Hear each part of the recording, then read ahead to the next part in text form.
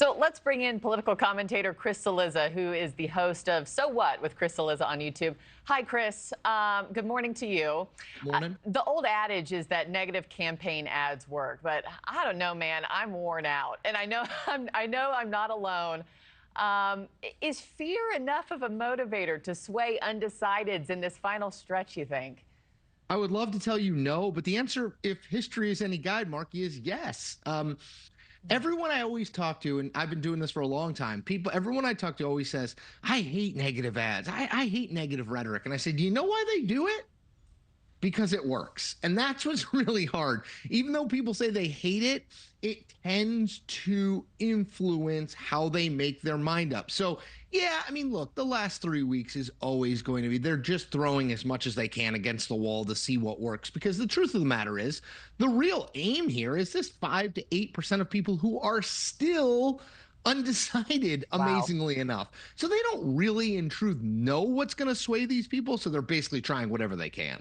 I think a lot of people are like, okay, let's wrap this thing up. 3 weeks, 21 days, let's go.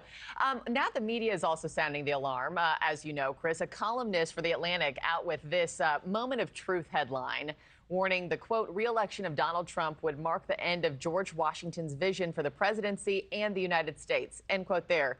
Do you see that resonating this time, or could that backfire kind of like it did in 2016? That will get a lot of heads nodding among the Democratic base who reads The Atlantic. Among undecided voters, it will not move numbers. We've seen this before. Joe Biden premised his whole campaign, Markie, on this idea of sort of big D democracy, that's what's on the ballot after January 6, 2021. Whether or not you agree with that sentiment, it did not move. It did not persuade voters. So no, it will not, I don't think, ultimately move those undecideds. To me, again, what's so hard about undecided voters at this point is they're undecided. I don't know what message would move them. I don't really, it's hard to say. These tend to be, I don't want to overgeneralize, but these tend to be voters who are not avid news consumers, not even regular news consumers. They just sort of check in and then they check out of these sorts of things. So it's hard to know what motivates them and what makes their mind up. Yeah. That's, again, why I think you see this rhetoric ramping up, because they're hoping that fear is what motivates them. I wish I had a more optimistic answer, but usually that's how campaigns end. Yeah, and these are two totally different candidates. It is and kind of mind-boggling. Yes, mind-boggling to think about what undecideds are waiting to hear in this last 21 days. As you know, both of these candidates crisscrossing the country. They got packed schedules in the coming days. Vice President will be in Detroit today, President Trump in Chicago, then later with 2 events in Georgia tonight.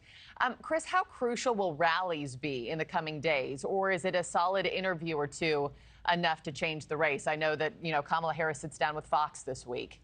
Yep. I think rallies are important.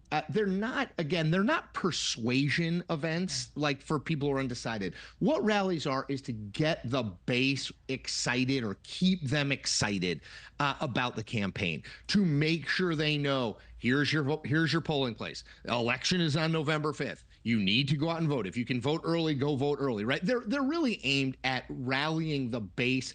And then I will say, the average undecided voter is probably not, Markie, going to a Kamala Harris rally or a Donald Trump rally. They've probably got other things going on, picking the kids up from school, they're at work, whatever. But oh, you mean real life stuff, Chris? Exactly, real life things. But let's say they live in Erie, Pennsylvania, which is where Kamala Harris was last night. Maybe they see something on the local news, or they pick up, God forbid, a newspaper. They see something that the coverage of the event, and they say, oh, well, that's interesting. And maybe they read a paragraph or two. So, it could have a little bit of impact. That's why they go to these places, because they're just hoping that it attracts swing voters. But I would say for the most part, these are rally your base, get them excited, and yes, draw local media coverage that maybe touches an undecided voter in some way, shape, or form. Thanks for watching, everybody. Go to joinnn.com to find NewsNation on your television provider. Also, don't forget to click that red subscribe button below to get more of NewsNation's fact-driven, unbiased coverage.